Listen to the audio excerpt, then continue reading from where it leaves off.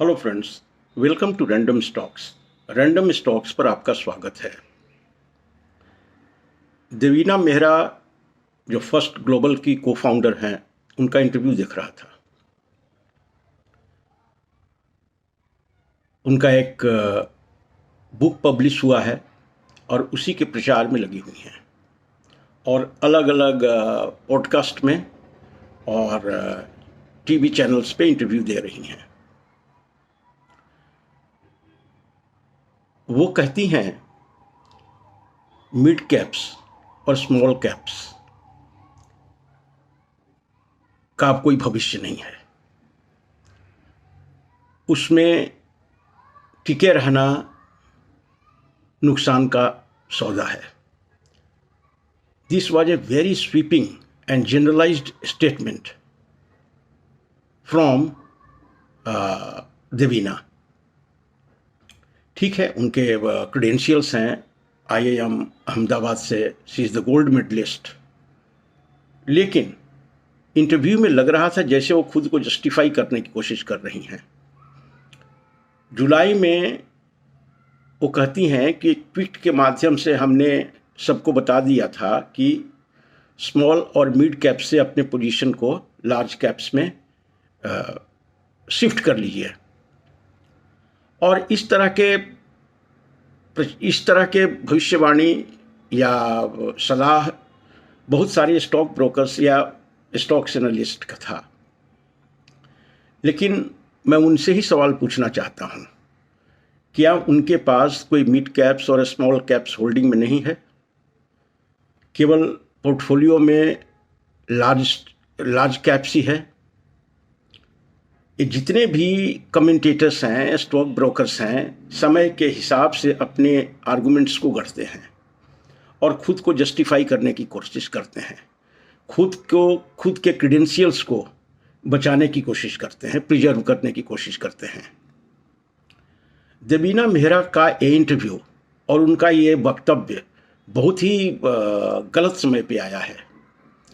इस समय में जहां मार्केट में मिड कैप्स और स्मॉल कैप्स के प्रति वैसे ही काफ़ी प्रॉब्लम है, गहमागहमी है, और इसके बीच में आकर के इस तरह का स्वीपिंग स्टेटमेंट देना कहीं से ठीक नहीं लगता है।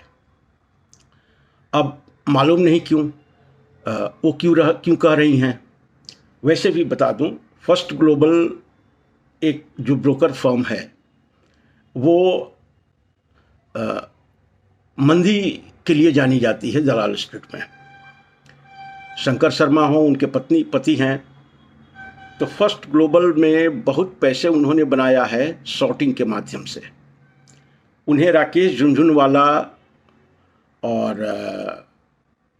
दमानी या रामदेव अग्रवाल के लीग में इसलिए दलाल स्ट्रीट में लोग नहीं खड़ा करते हैं। इस समय जहाँ पे इन्वेस्टर सेंटिमेंट इतना नकारात्मक है मिड कैप्स और स्मॉल कैप्स को लेकर के, इंडेक्सेस में जहाँ 25 से 30% की गिरावट हो गई है, और उसके बीच में भी आना और इन्वेस्टर्स को सलाह देना कि आज भी आप लार्ज कैप्स में शिफ्ट कर लें।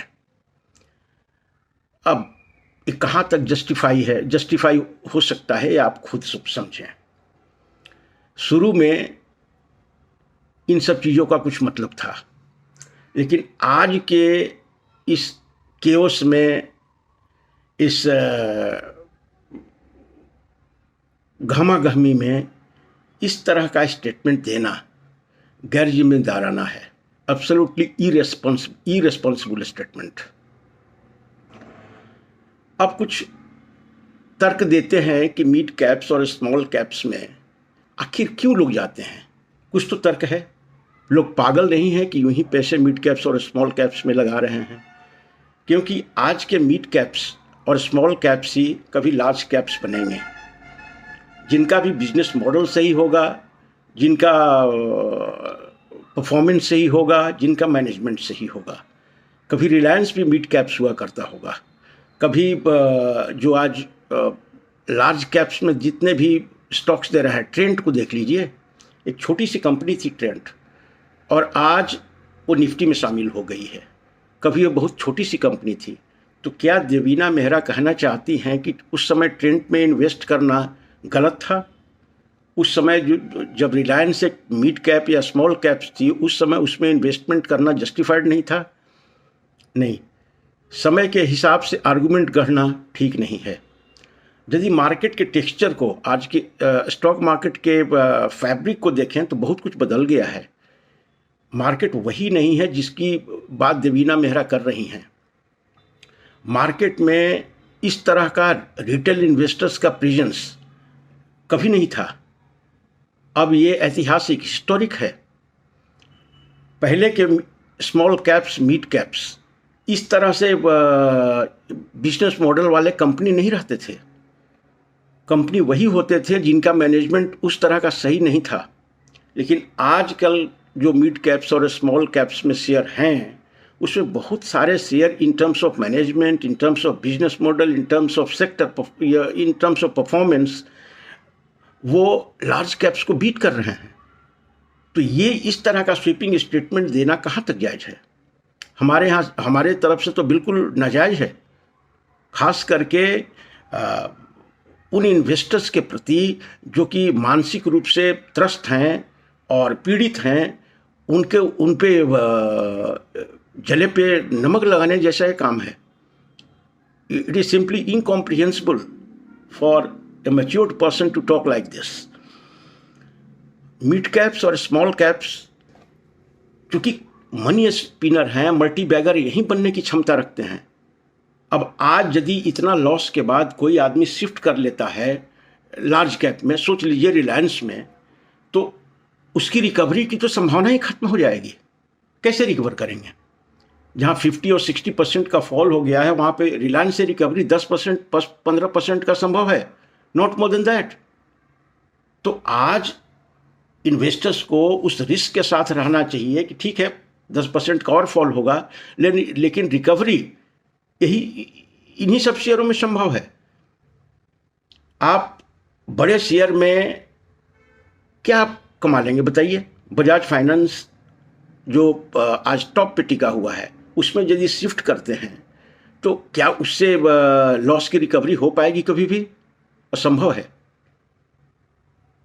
तो आर्गुमेंट गढ़ना, और ख़ास करके उनको मौका है, मार्केट क्रैश कर गया है और जुलाई में उन्होंने जो ट्वीट किया था उसको वो कॉन्टेक्स्ट में रख रही हैं, वो अपने जगह पे सही है। लेकिन इस तरह का नज़रिया रिटेल इन्वेस्टर्स के साथ धोखा है। वो हमें गारंटी दें कि जितना नुकसान हुआ है आज रिटेल इन्वेस्टर्स को परसेंटेज टर्म्स में, उसकी भरपाई आप लार्ज कैप्स में, इन स्टॉक्स में आप इन्वेस्ट करो, वो भरपाई आपकी हो जाएगी। तो ठीक है, कोई दिक्कत नहीं है। I will also recommend and I will also personally act on her advice, no problem. लेकिन बिना माने मतलब का इस तरह का स्वीपिंग स्टेटमेंट देना इज हाईली ऑब्जेक्शनेबल। एक तो ऐसे ही लोगों की तबीयत खराब है, लोग परेशान हैं, और ऊपर से आप आईना दिखा रही हैं कि ऐसा होगा वैसा होगा। कुछ नहीं होगा। यही मिड कैप्स और स्मॉल कैप्स जो इतना गिर गए हैं, हम तो स्विफ्ट और शार्प रिकवरी यदि मार्केट में आता है तो यही सब शेयरों में हम बढ़ने की गुंजाइश देख रहे हैं। रिलायंस और बजाज फाइनेंस में उस तरह की गुंजाइश नहीं है, क्योंकि आप Newton's third law of physics को देखेंगे कि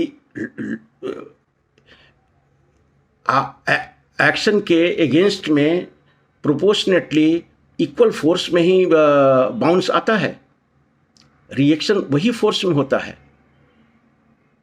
every action has equal and opposite reaction. ये न्यूटोनियन फिजिक्स का ये फंडामेंटल रूल है।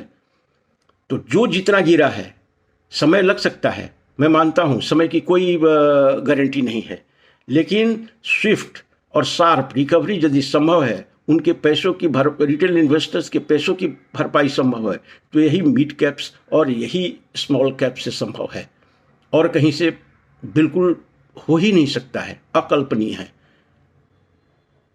तो ये एक वीडियो उनके काउंटर में हमने बनाया है और हमें लगा कि बहुत सारे इन्वेस्टर्स को उनके इंटरव्यू देख करके और ख़ास करके हमारे कमेंट्स में भी आया है उनके इंटरव्यू की एक आदमी हमारे सब्सक्राइबर चर्चा कर रहे थे।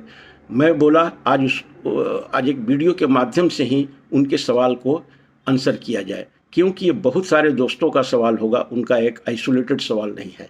Thank you so much for watching the video. Thank you.